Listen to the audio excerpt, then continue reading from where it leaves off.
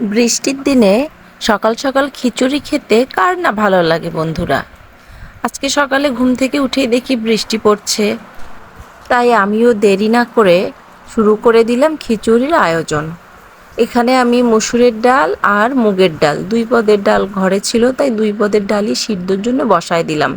সিদ্ধটা আগেই করে নেই, কারণ চাল অনেক ক্ষেত্রে আগেই সিদ্ধ হয়ে যায় কিন্তু ডালটা সিদ্ধ হয় না। এই জন্য আমি আগে লবণ হলুদ দিয়ে ডালটা অর্ধেক সিদ্ধ করে নিলাম। এরপর এর মধ্যে পেঁয়াজ এবং মরিচ কুচি দিয়ে দিব। আমার ছেলে আছে, সে ঝাল বেশি খেতে পারে না, এই জন্য আমি একটু ঝালের পরিমাণটা কম করে দেই।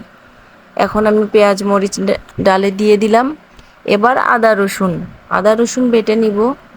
তো আমরা গরিব মানুষ ভাই, এই জন্য যখন যখন লাগে তখনই আমরা মশলা বেটে তরকারিতে দেই, আলাদা করে আগেই বেটে ফ্রিজে কিনা। তো আমি আদা রসুন বেটে নিলাম, এগুলো সিদ্ধ ডালের মধ্যে দিয়ে দিব। ডালটা যখন মোটামুটি সিদ্ধ হয়ে যাবে, তারপরে এর ভিতরে চাল ধুয়ে দিয়ে দিব। আমি কিন্তু এটা রাইস কুকারে, চুলাতেও করা যায় কিন্তু বৃষ্টি তো, এই জন্য আমি রাইস কুকারেই রান্নাটা করে নিলাম।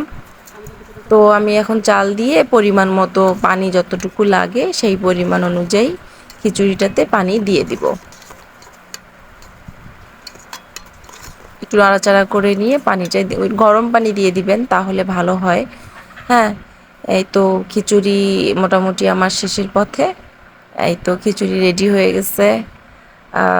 সবাই খেয়ে বলল যে টেস্ট হয়েছে আর কি। হ্যাঁ, ঠিক আছে, ধন্যবাদ। আল্লাহ হাফেজ।